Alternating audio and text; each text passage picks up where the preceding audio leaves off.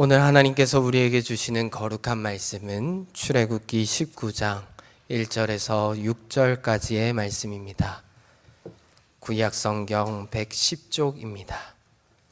출애굽기 19장 1절에서 6절까지의 말씀을 제가 받들어 읽겠습니다. 이스라엘 자손이 애굽 땅을 떠난 지 3개월 되던 날 그들이 시내 광야에 이르니라. 그들이 르비딤을 떠나 시내 광야에 이르러 그 광야에 장막을 치되 이스라엘이 거기 산 앞에 장막을 치니라. 모세가 하나님 앞에 올라가니 여호와께서 산에서 그를 불러 말씀하시되 너는 이같이 야곱의 집을 말하고 이스라엘 자손들에게 말하라. 내가 애굽 사람에게 어떻게 행하였음과 내가 어떻게 독수리 날개로 너희를 업어 내게로 인도하였음을 너희가 보았느니라. 세계가 다 내게 속하였나니 너희가 내 말을 잘 듣고 내 언약을 지키면 너희는 모든 민족 중에서 내 소유가 되겠고 너희가 내게 대하여 제사장 나라가 되며 거룩한 백성이 되리라. 너는 이 말을 이스라엘 자손에게 전할지니라. 아멘. 우리 하나님의 영광이 거하는 나라. 그리고 또 오늘 우리 애국가를 들으면서 또 그런 생각이 듭니다.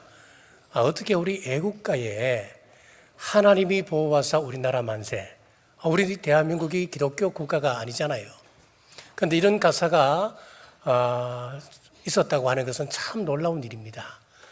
우리 하나님께 감사를 드리고 또 하나님이 영원히 지키는 그리고 거룩한 나라 될 수 있도록 여러분 기도하시고 제사장 직분 잘 감당하는 우리 성도들 되시기를 주님의 이름으로 축복합니다. 오늘은 호국 보훈의 달을 맞이하셔서 신앙 위에 세워진 나라라고 하는 제목으로 하나님의 말씀 선포하겠습니다. 사람은 헬라어로 안드로포스라고 하는 단어를 사용하는데 그 뜻을 보면 위를 바라보는 존재, 그런 뜻을 가지고 있습니다. 미국 연합형제교회에 윌턴 라이트라고 하는 목사님이 있었습니다. 이 목사님의 설교 주제 가운데 상당한 부분이 사람은 하늘을 쳐다보고 살아야 한다라고 하는 주제로 설교를 했다고 합니다. 이 목사님의 설교에 가장 큰 은혜를 받았던 사람이 누구냐면은 그의 아들들이었습니다. 그의 아들들이 하늘을 쳐다보며 하늘의 새는 날아다니는데 우리 인간은 날아갈 수 없을까라고 고민하다가 비행기를 발명하게 되었습니다. 그가 바로 나이트 형제입니다.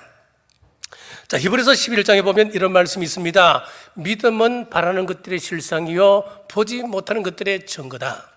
자, 실상이라고 하는 것은 헬라 말로 보면 기초, 근본, 밑에서 받쳐준다, 그런 뜻을 가지고 있습니다.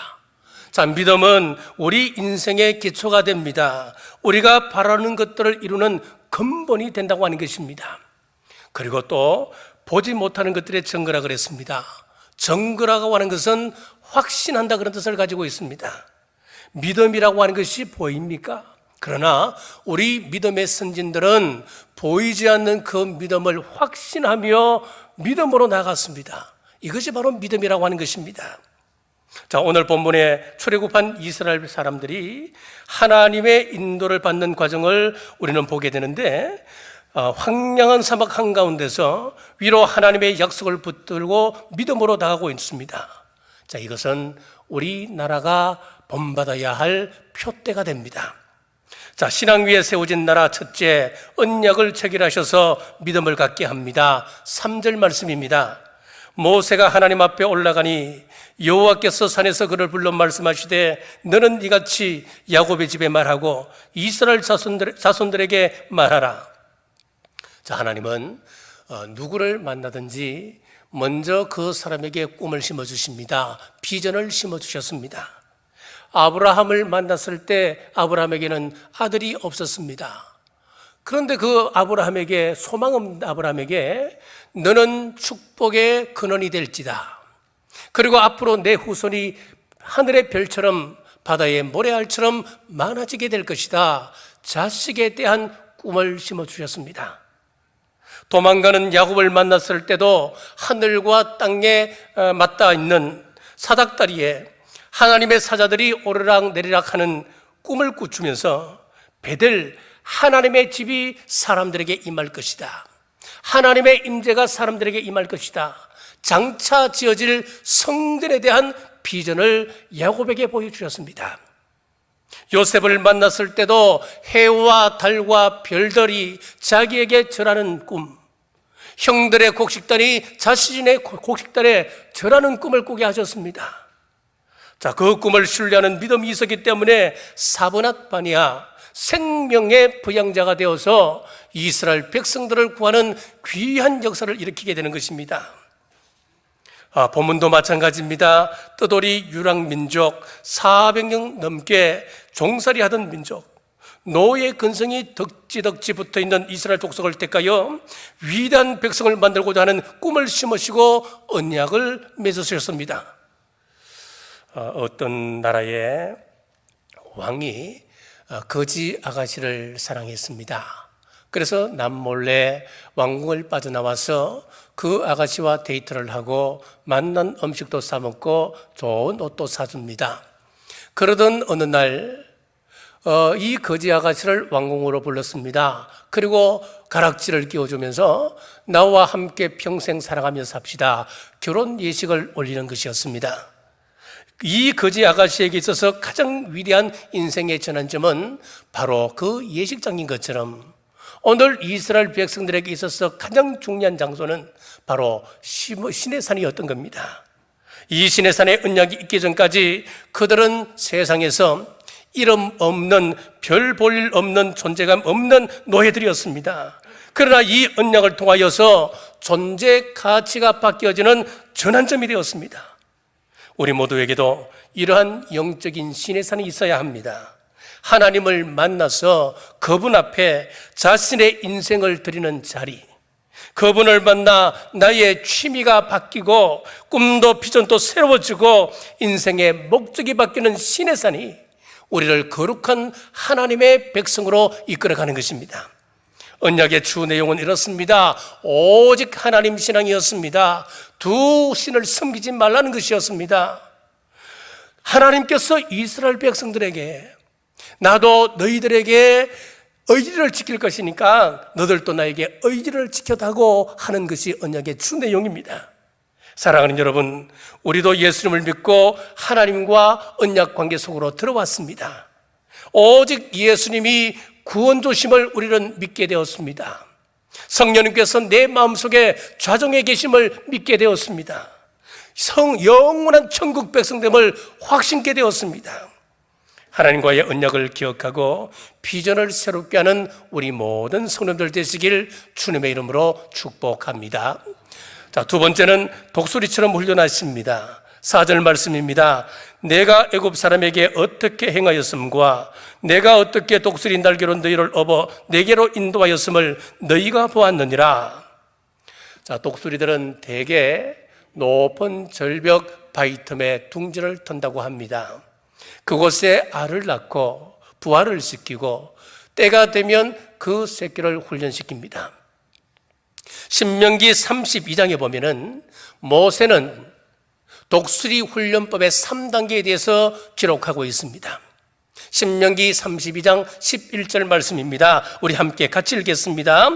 마치 독수리가 자기의 보금자리를 어지럽게 하며 자기의 새끼 위에 너풀거리며 그의 날개를 펴서 새끼를 받으며 그의 날개 위에 그것을 엎는 것 같이. 자, 여기 보면 첫째, 보금자리를 어지럽힌다 그랬습니다. 11절 상반절 제가 읽겠습니다. 마치 독수리가 자기의 보금자리를 어지럽게 하며. 자, 어미 독수리는 새끼가 어느 정도 크면 가시나무를 물어다가 둥지에 넣어둔다고 합니다. 둥지 속에 가시가 새끼들을 찌릅니다. 도저히 그 둥지에서 살아갈 수가 없기 때문에 새끼들이 일어나서 가장자리로 몰리게 되는 것입니다. 어떤 곳이든 사람은 2년에서 3년 정도 살게 되면은 그곳이 마치 고향인 것처럼 편안함을 느낀다고 이야기를 합니다. 자, 이스라엘 백성들이 430년 동안 애굽 땅 고센에서 생활했기에 그곳이 얼마나 익숙한 곳이 되었겠습니까? 그런데 그 보금자리를 하나님께서 어지럽히기 시작하는 것입니다. 요셉을 모르는 바로가 나오더니만 이스라엘 백성들을 노예 삼아서 국고성을 건축하는데 노동을 동원하는 것이었습니다.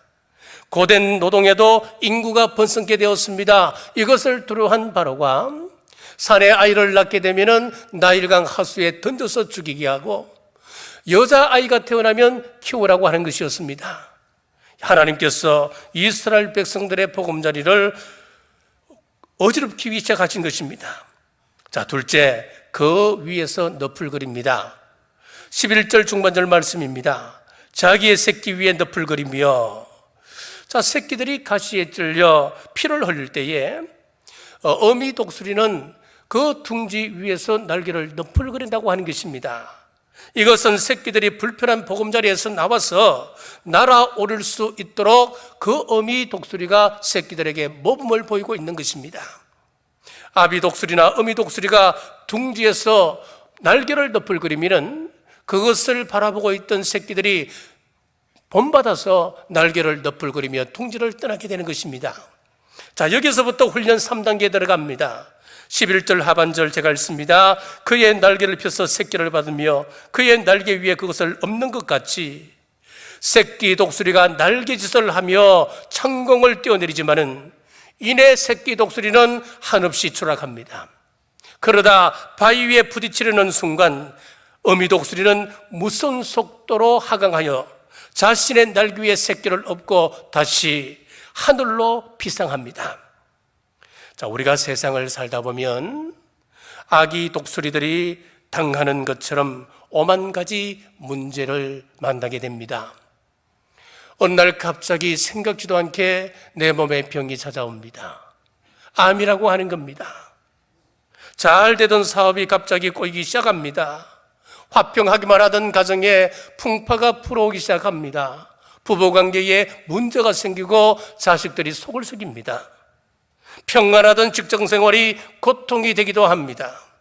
이것은 하나님께서 날개를 퍼덕이며 보금자리를 헛드셔서 보금자리에서 내몰고 있는 것입니다. 그리고 독수리가 새끼 위에서 너풀거리며 날개짓 시범을 보이듯이 예수님께서는 고난 속에 있는 우리들을 위하여 몸소친히 모범을 보여주셨습니다. 밤이 맞도록 기도하셨던 기도의 모범, 십자가 위에서 우리 인간들을 용서하셨던 용서의 모범, 사랑의 모범, 사역의 모범, 헌신의 모범까지도 보여주셨습니다. 왜 그렇습니까? 받아먹던 어린아이 신앙에서 뛰쳐나오라고 말씀하시는 겁니다. 잘못된 가치관을 떨쳐버리라고 우리에게 말씀하시는 것입니다.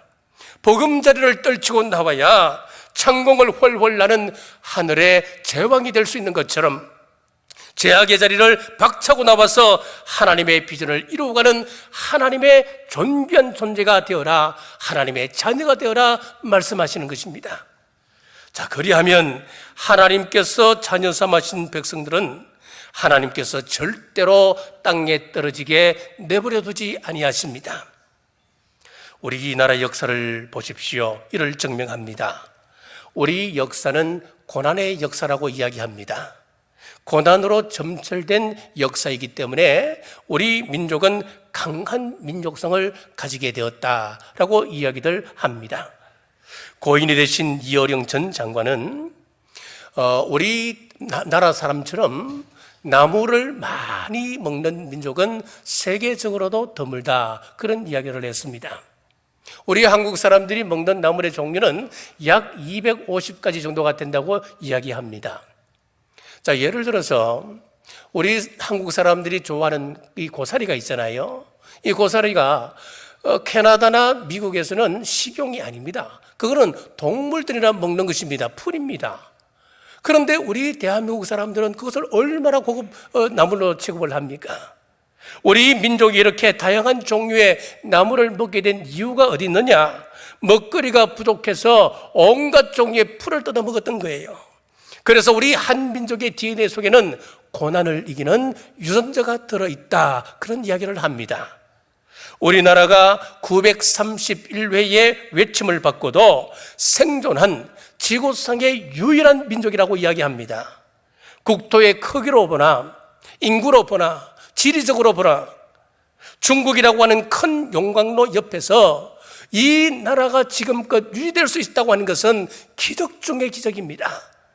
역사상 중국 한족에게 걸려서 녹아 들어가지 않는 민족과 문화는 지구상에 없다고 이야기합니다. 세계적인 대제국을 건설했던 몽골, 거란족이 만들었던 요나라, 여진족이 만들었던 금나라, 만주족이 일으켰던 청나라, 전부 다 한족의 블랙홀에 빠져들어가서 문화와 역사와 언어가 다 상실되어 버렸습니다. 그 가운데 살아남은 민족이 우리 민족입니다. 살아남은 것으로 끝나지 않았습니다. 지금은 세계 경제 10대 강국이 되었습니다. 프랑스의 세계적인 지성인 자크 아탈리는 2030년 정도가 되면은 대한민국은 세계의 최강의 경제적인 국가가 될 것이고 세계 여러 나라가 우리 대한민국을 벤치마킹하게 될 것이다 이야기를 했습니다.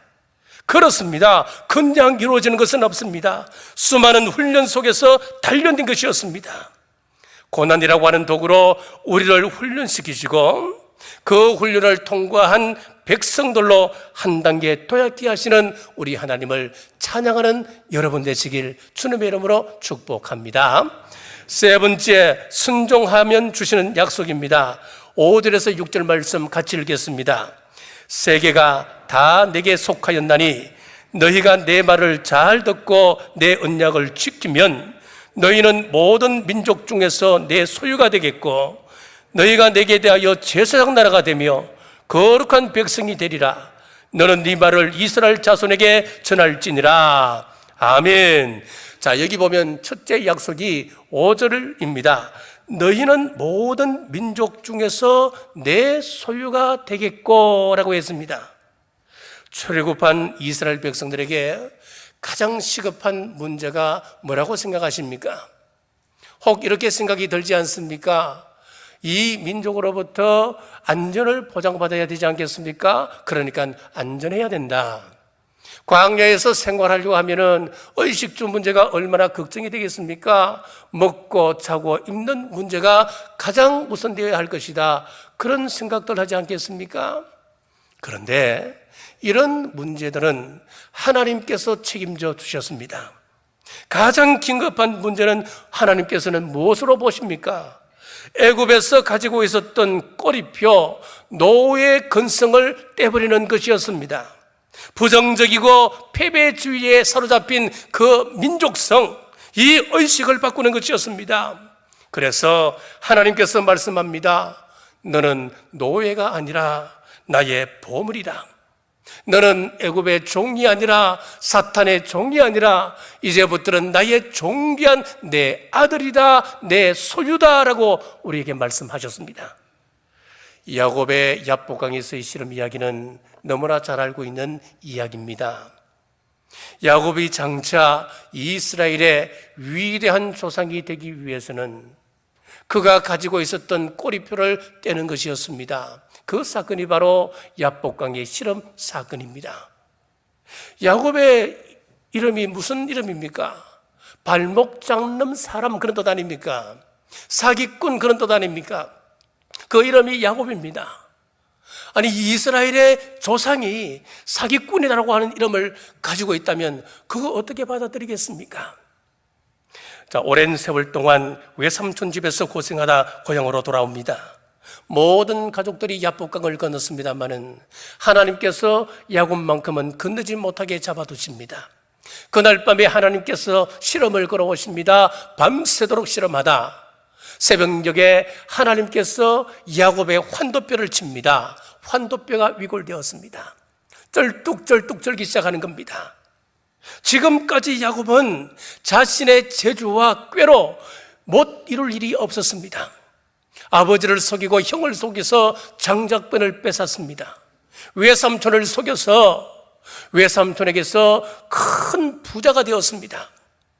자, 이렇게 사기꾼으로 살아갔는데 지금 자신의 환도뼈가 부러졌습니다.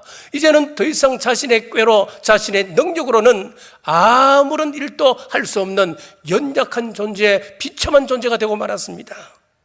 하나님께서 묻습니다. 내 이름이 무엇이냐? 예, 야곱입니다. 발목 잡는 놈이었습니다. 사기꾼이었습니다. 그때 하나님께서 말씀합니다. 이제부터는 야곱이라고 부르지 마라. 이제부터는 내 이름은 이스라엘이다. 남의 발목이나 잡는 인생의 꼬리표를 떼는 순간이었습니다. 하나님의 소유가 되어서 하나님의 얼굴로 첫 발을 내딛는 순간이었습니다. 자, 둘째 약속은 6절입니다. 너희가 내게 대하여 제사장 나라가 되며. 자, 여러분, 이 제사장이라고 하는 것은 어떤 일을 감당하는 사람입니까? 한 손으로는 백성의 아픔을 부여잡고 또 한 손으로는 하나님을 향하여 높이 뻗어서 백성의 아픔을 하나님께 아뢰는 것입니다. 그리고 하나님부터 응답받아서 그 응답된 내용을 백성들에게 전하는 사람, 그것이 바로 제사장들 아니었습니까? 자, 우리를 뭐라고 이야기합니까? 너희는 세상에 대하여 제사장 되었다라고 말씀하고 있습니다. 우리 역사상 가장 처참했던 전쟁이 무엇이던가요? 6.25 사변 아니었습니까? 예고 없이 쳐내려온 남침이었습니다. 3일 만에 서울이 함락되었습니다. 7월 20일 대전이 함락되고 3개월 만에 낙동강까지 밀려갔습니다. 만일 북한이 말하는 것처럼 북침이었다고 한다면 이렇게 비참하게 무너지지는 않았을 것입니다. 당시 북한과 남한의 경제 기반과 경제력을 보면은, 산업 기반을 보면은 큰 차이가 있습니다. 석탄 매장량의 80%가 북한에 있습니다. 철광석 매장량의 92%가 북한에 있습니다. 전력 생산의 95%가 북한에 있었고, 또 북한의 그 당시에 비료가 얼마나 귀하고 소중했습니까? 85%가 북한에서 생산되었습니다. 더 기가 막힌 것은 95%의 전력 생산을 하고 있는 북한이 해방 이듬해에 일방적으로 전력을 끊어버렸습니다. 그러니까 이 남한에는 전력의 공백이 생기는 거예요. 그러니까 공장을 돌릴 수도 없고 이 남한은 더 피폐해지기 시작하는 겁니다. 그런 상황이었단 말이에요. 군사력을 보면 더 기가 막힙니다. 북한은 20만 명이었고 우리 남한은 10만 명이었습니다. 탱크는 북한이 242대, 우리 대한민국은 한 대도 없었습니다. 비교조차 할 수 없는 상황이었기 때문에 파죽지세로 낙동강까지 밀렸습니다.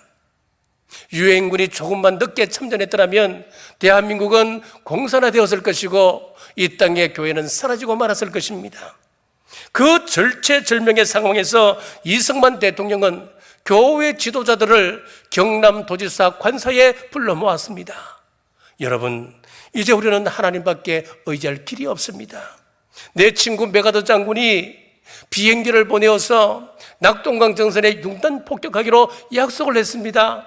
하지만 약속했지만은 태풍이 밀려온다면 비행기를 띄울 수 없으니 만약에 그런 상황이 된다면 우리는 밀려 대한민국은 바닷속으로 밀려 들어갈 수밖에 없을 겁니다. 이 일을 위하여 간곡하게 부탁합니다. 기도 부탁합니다.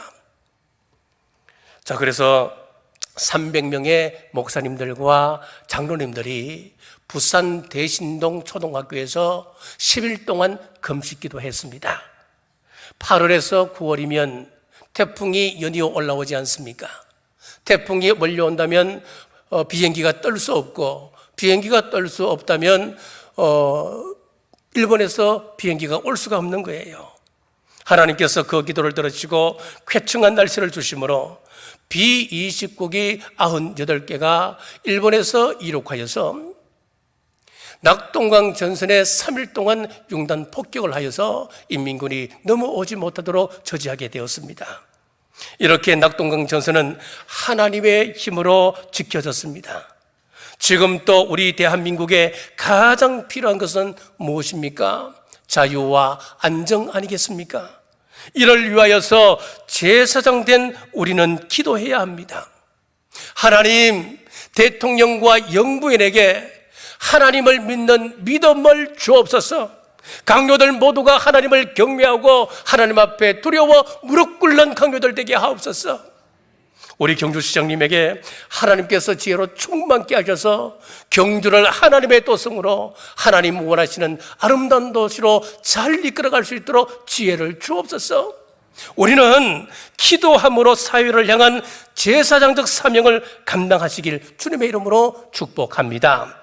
세 번째 약속은 6절 중반절입니다. 거룩한 백성이 되리라.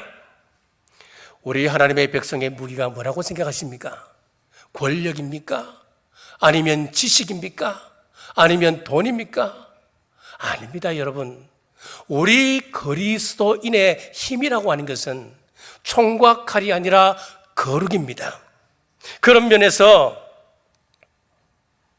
우리는 새 조약된 세상과 구별되어야 한다는 이야기입니다. 이 거룩이라고 하는 것이 구별 아닙니까, 여러분? 세상 사람들과는 적어도 말하는 것, 생각하는 것, 행동하는 것이 달라야 한다는 거예요. 6.25 사변이 발발한 여러 이유가 있겠습니다만은 사무엘상 17장 47절에 보면 전쟁은 하나님께 속한 것이다 라고 말씀하고 있거든요. 그렇기 때문에 이런 면에서 보면 6.25 사변은 우리 민족의 죄악을 하나님께서 심판하신 사건이었다, 그렇게 보셔야 정확한 겁니다.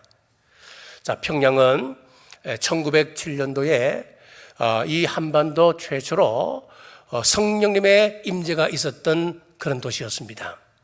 그리고 교회가 가장 부흥했던 도시가 바로 평양이었고, 평양이라고 하는 이름 자체가 성경에 나와 있는 예루살렘과 똑같은 의미입니다. 평화의 도시, 그런 뜻을 가지고 있습니다. 참 우연의 일치처럼 보이지만은 여기에도 하나님의 섭리가 있다고 저는 믿습니다. 자, 그런데 일제시대 때 이곳 교회에서 신사참배가 이루어졌습니다. 그리고 교회 지도자들이 성도들에게 신사참배를 하도록 권장하기까지 했습니다.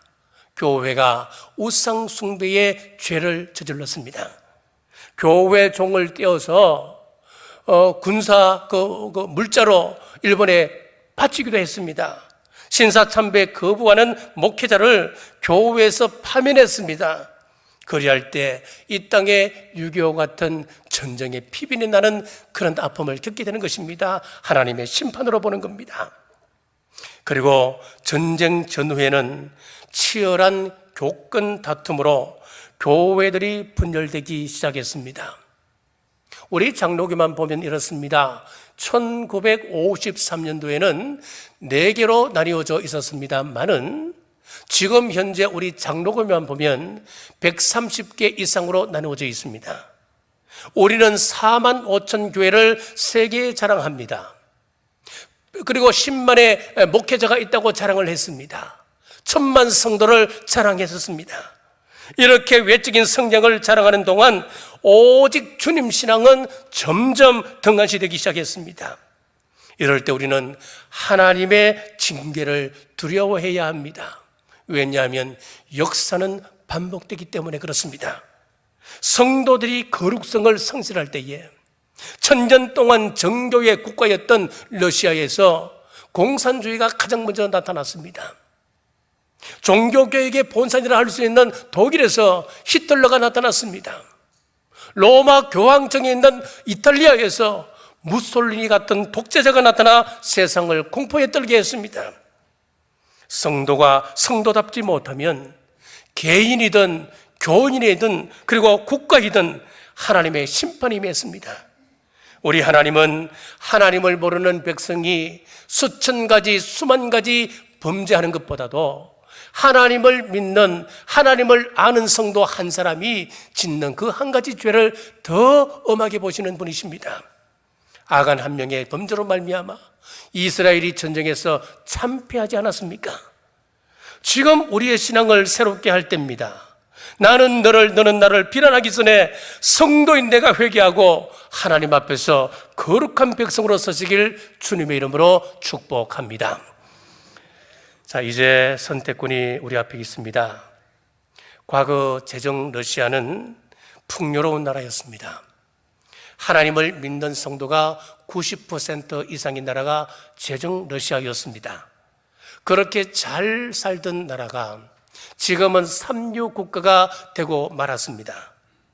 왜 갑자기 삼류 국가가 되었을까요? 공산혁명이 일어나면서 교회를 파괴하고 주의 종들을 시베리아로 유배 보내고 죽였습니다. 악행을 저질렀습니다.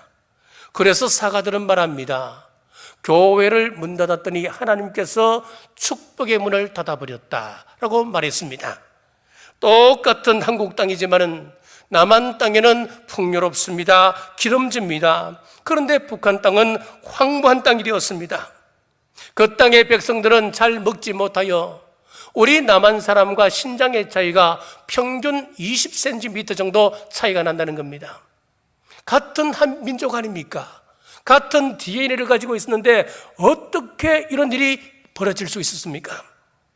그 땅의 백성들이 하나님을 부정하는 공산주의가 그 백성들을 지배하면서부터 교회를 핍박합니다. 주의 백성들을 죽이면서 그 땅에 저주가 임하기 시작했습니다. 그렇습니다. 이렇게 보면 한 나라의 운명은 교회가 지고 있다는 것을 알게 됩니다. 그렇기 때문에 세상은 교회를 소중히 여겨야 하지만은 교회도 교회다워야 되고 성도도 성도다워야 합니다. 그러므로 우리는 각자 있는 자리에서 나는 하나님의 자녀다, 하나님의 소유의식을 가지셔야 합니다. 힘써 제사장 직분을 잘 감당하셔야 합니다. 그리고 거룩한 백성 되어서 주님 원하시는 평화가 이 땅에 머무는 우리 대한민국 되길 주님의 이름으로 축복합니다. 기도하겠습니다. 호국보훈의 달을 맞아 이 땅을 지켜주신 하나님 은혜를 돌아보게 하심을 감사합니다.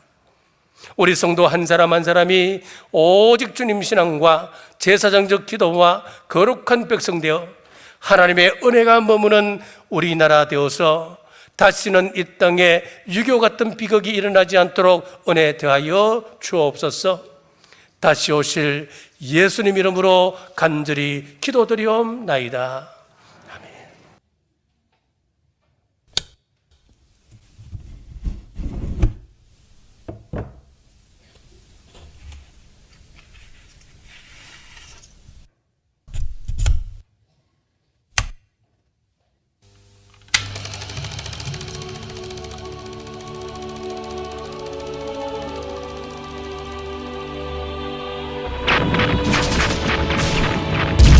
우리는 전쟁이 어떤 것인지 잘 알고 있습니다. 그저 살아남기 위해 맨몸으로 피난길에 올라야 했던 사람들.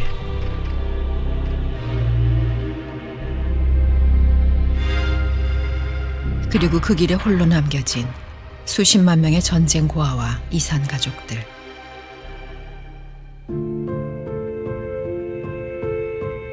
지금 그것이 우크라이나에서 반복되고 있습니다. 1950년과 2022년 70여 년의 세월을 지나 되풀이된 비극. 전쟁의 가장 큰 피해자는 항상 아이들이었습니다. 먹을 것도 잠잘 곳도 없었던 1950년, 그때의 우리 아이들. 전 세계가 한국의 아이들에게 도움의 손길을 뻗었습니다.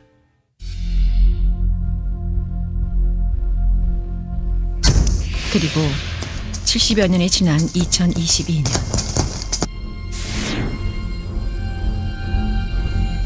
그때 우리와 똑같은 상황에 처한 우크라이나 아이들을 도우려 합니다. Світу нема. Сидимо в підвалах, тому що торохтить, постійно торохтить. 구호품이 도착하자 폭격을 피해 있던 사람들이 위험을 무릅쓰고 모여듭니다. I'm in Western Ukraine at a school that has actually been turned into a shelter for dozens of families. These are people who have fled bombs, who have spent weeks and weeks living out of basements and bunkers just to escape the fighting and some of the airstrike. There are food, non-food items, hygiene kits, food for babies, diapers, all sorts of things that have just arrived here in Chernovitz in Western Ukraine. And as soon as it arrives, it is going straight out to reception centres to obviously immediately meet the needs of those that we're serving in this western part of Ukraine.